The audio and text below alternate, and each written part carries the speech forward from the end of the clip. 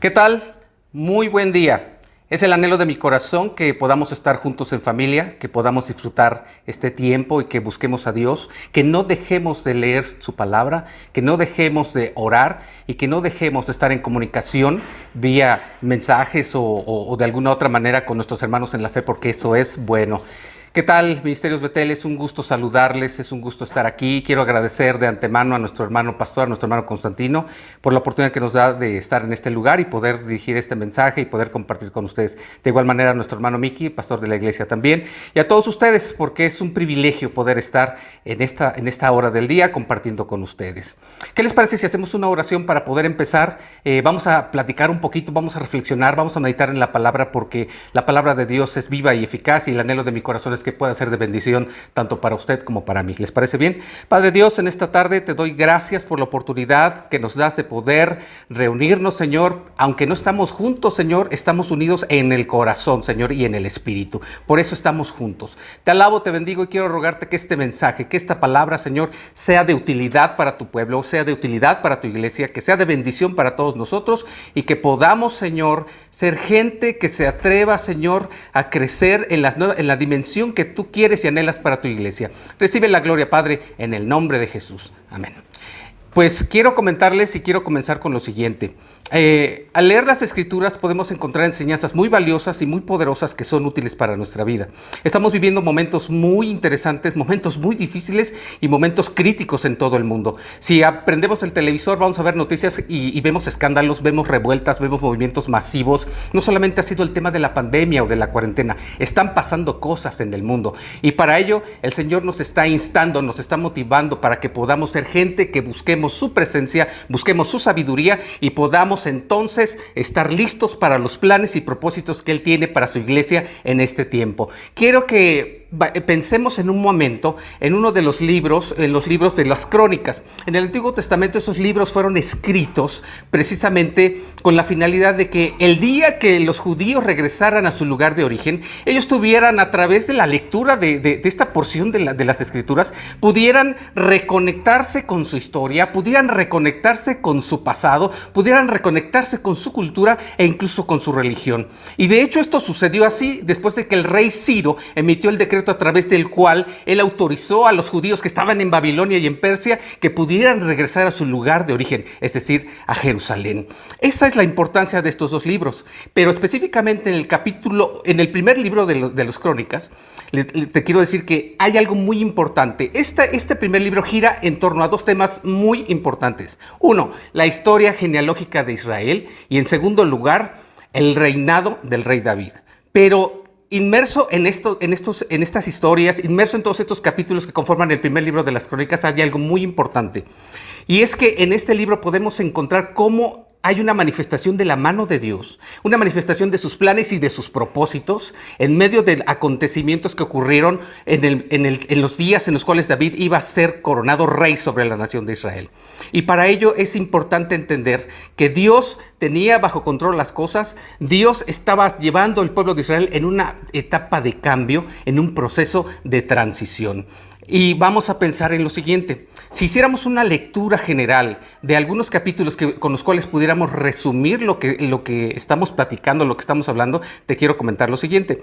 En el capítulo 10, por ejemplo, para ir entendiendo cómo se dio este cambio, esta transición, en el capítulo 10 se narra y se nos describe cómo ocurrió la muerte del rey Saúl.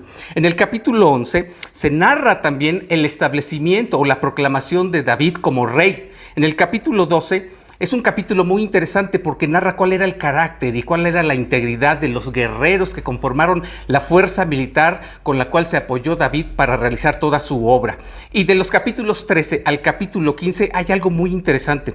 Podemos ver cómo el rey David tomó decisiones trascendentales que le ayudaron para el establecimiento del reino. Una de esas decisiones fue el intento y de hecho el traslado del Arca del Pacto a Jerusalén. Y la segunda decisión que tomó fue el hecho de restaurar el culto nacional para toda la nación. Cosa muy interesante, pero de resaltar encontramos una porción en esos capítulos que nos hablan acerca de que Dios tiene un interés particular porque su iglesia sea entendida en los tiempos. En el capítulo 12, versículo 32, dice así la escritura: de los hijos de Isaacar, 200 principales, entendidos en los tiempos y que sabían lo que Israel debía hacer, y cuyo dicho seguían todos sus hermanos. Ese versículo es bien importante porque habla no solamente de un grupo de guerreros de élite, no solamente habla de un grupo de gente comprometida con su pueblo, no solamente habla de un grupo que estaba convencido de que David debía ser rey, sino que eran entendidos en los tiempos. Estamos entrando en el plano de la descripción de lo sobrenatural. Estamos entrando en el plano de cómo Dios puede utilizar a su pueblo para que puedan entender sus planes y sus propósitos y no quedar fuera. Ahora, esta porción de la Escritura nos enseña que tanto el pueblo de Dios como la iglesia hoy en día estamos inmersos en los procesos de cambio. Estamos inmersos en un proceso de transición global, en un proceso de cambio mundial. Dios está interesadísimo en que cada uno de sus hijos pueda entender, pueda aprender a discernir los tiempos y se convierta en una persona entendida en los tiempos. Ahora, la iglesia... podemos estar en casa observando las noticias, como le decía en un principio, pero eso no es todo. La iglesia necesita ver lo que está sucediendo porque no es ajena al cambio que está ocurriendo en el mundo. La iglesia no es ajena a la transición que está viviéndose en estos momentos en el mundo. No todo fue la pandemia, no todo es la cuarentena, sino lo que está por venir. Y la iglesia no es ajena a ello. Ahora, ser entendidos en los tiempos nos abren una ventana de oportunidad para ser parte dentro de los planes y los propósitos de Dios que tiene para estos tiempos. Ser parte dentro de lo que Dios quiere, esa es la virtud, ese es el deseo que debe estar en nuestro corazón, así como fue parte del deseo del corazón de David, fue parte del deseo del corazón de los guerreros que lo acompañaron, también debe ser parte del deseo de nuestro corazón, ser parte dentro de lo que Dios quiere. Por ejemplo, quiero citarle un versículo de las Escrituras que nos dice lo siguiente. Está en Isaías en el capítulo 43, versículo 19. Solo es una porción que dice así: he aquí que yo hago cosa nueva, pronto saldrá la luz, ¿no la conoceréis? Es decir, Dios cuando quiere hacer algo nuevo, evidentemente lo que hace es comunicarlo a sus hijos, darlo a entender a sus hijos, pero el detalle es cuando nosotros, sus hijos, logramos entenderlo o no logramos entenderlo. Por eso, le repito, la iglesia no es ajena al tiempo de cambio que se está viviendo. Ahora, los riesgos de no aprender a discernir los tiempos son graves. Les voy a decir por qué. Porque uno de los riesgos es que la iglesia pudiera, o los cristianos pudiéramos actuar como ciegos, no darnos cuenta de lo que Dios está haciendo, no darnos cuenta de lo que está pasando, permanecer ajenos a lo que está sucediendo y entonces en automático quedaríamos fuera, estaríamos siendo hechos a un lado y no seríamos partícipes dentro de lo que Dios quiere hacer. Ahora, aquí viene una parte muy importante que la Escritura nos muestra y nos enseña a lo largo del Antiguo Testamento y del Nuevo Testamento. Dios siempre se ha provisto de gente entendida en los tiempos. Usted conoce la historia de José. José fue un hombre que cuando llegó la oportunidad, el momento de su vida, el minuto de su vida delante del faraón, él pudo tener, mediante la habilidad profética, la capacidad profética que Dios le proveyó, pudo darle la interpretación del sueño que tenía el faraón, pero no solo eso. José sabía lo que se debía hacer. José sabía lo que tenía que hacer el faraón y el pueblo de Egipto, cuándo, cómo y dónde. Sabía cómo debía procederse y por eso el faraón lo puso en una posición de eminencia de tal manera que el mismo José estaba por encima de los brujos, de los hechiceros, de los astrólogos y de los adivinos a quienes consultaba el mismo faraón. A ese nivel de autoridad Dios colocó a José.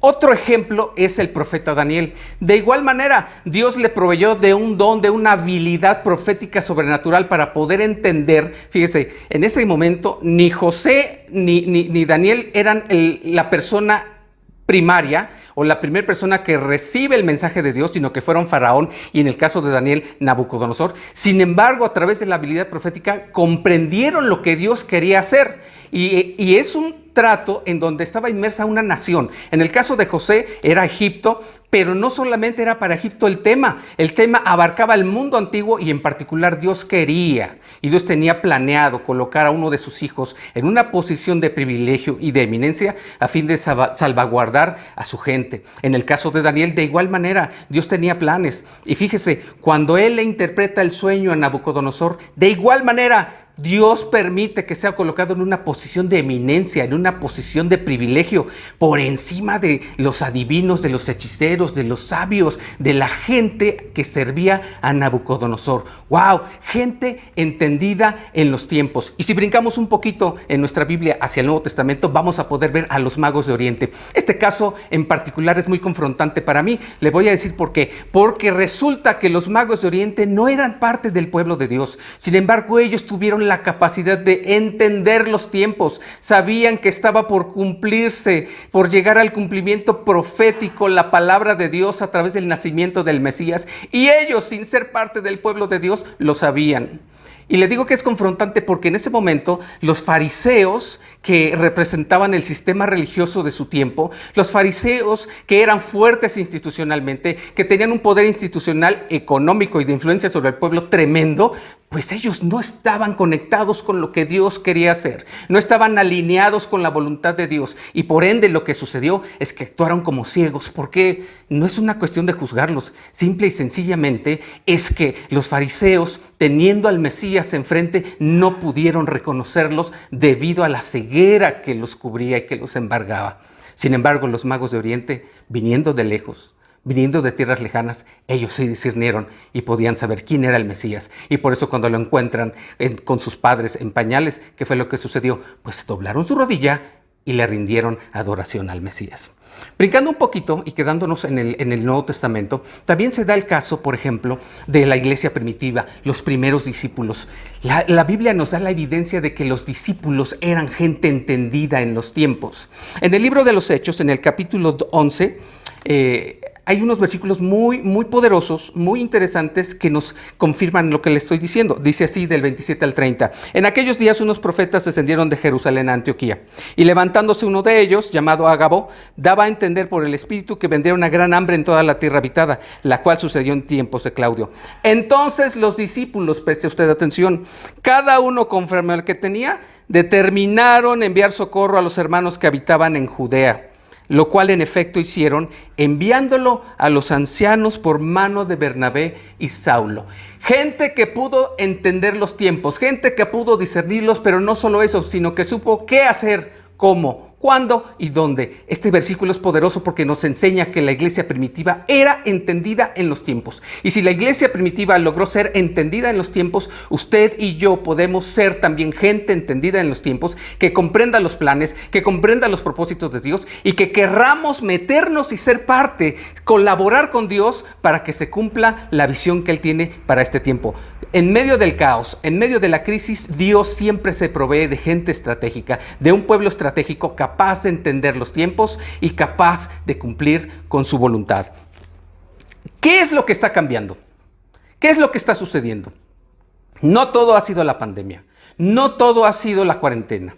Ahorita usted puede enterarse y puede saber que en el mundo hay revueltas, hay manifestaciones. Mientras estábamos en cuarentena, el mundo estaba legislando normas y leyes que van en contra de la voluntad de Dios. Los cuerpos legislativos de diferentes países del mundo estaban tomando decisiones que van a impactar a futuras generaciones, desde los niños hasta los jóvenes, y además decisiones de corte político, decisiones de corte económico. Seguramente usted ha estado escuchando cantidad de información de todo lo que ha venido a raíz de la pandemia. Y la pregunta sería, ¿y entonces, después de la pandemia, qué viene? Pues vienen más cosas, hermano. Vienen más cosas que van a presentarse. Se habla sobre la posibilidad de que muy pronto, en un corto tiempo, quieran implementar o quieran aplicar una vacuna a toda la población del mundo. Si usted se está sorprendido con la velocidad con que la tecnología ha ido cambiando en el planeta, pues prepárese y sorpréndase más, porque en los próximos 10 años la tecnología va a evolucionar mucho más. Hace unos días acabamos de ver nuevamente el hombre, el ser humano, ha lanzado una nave al espacio con fines y propósitos diferentes, pero de vuelta se toma la tecnología. Podíamos ver las imágenes en la cabina y ya no eran como esas viejas imágenes cuando veíamos las naves espaciales que estaban llenas de botoncitos. Ya todo era con pantallas, todo era digital. El traje de los astronautas revolucionado, el asiento de los astronautas revolucionado. La tecnología está avanzando velozmente y va a seguir avanzando, va a haber cambios tecnológicos tremendos. Se habla incluso de que hay planes para que la gente sea más monitoreada, vigilada, controlada a través de los medios electrónicos. Así como la tecnología es buena, sabemos que depende del uso que se le va a dar. Nosotros como hijos de Dios tenemos que hacer uso de la tecnología.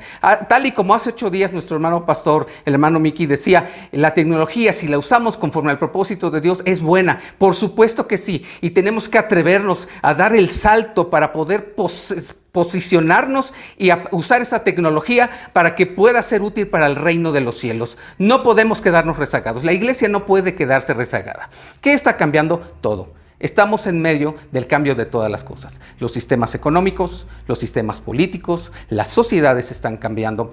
Todo está moviéndose, todo está cambiando. Este es un tiempo en el cual la iglesia tiene que estar alerta, tiene que estar al pendiente y sobre todo debe estar en el entendido de que debemos ser entendidos en los tiempos. La iglesia tiene que comprender que Dios está al pendiente de todo lo que está sucediendo, pero debe ser entendida en los tiempos. Las cosas están por cambiar, todo está por cambiar. La iglesia también está bajo un trato de Dios. La iglesia va a ser pasada por fuego, hermano.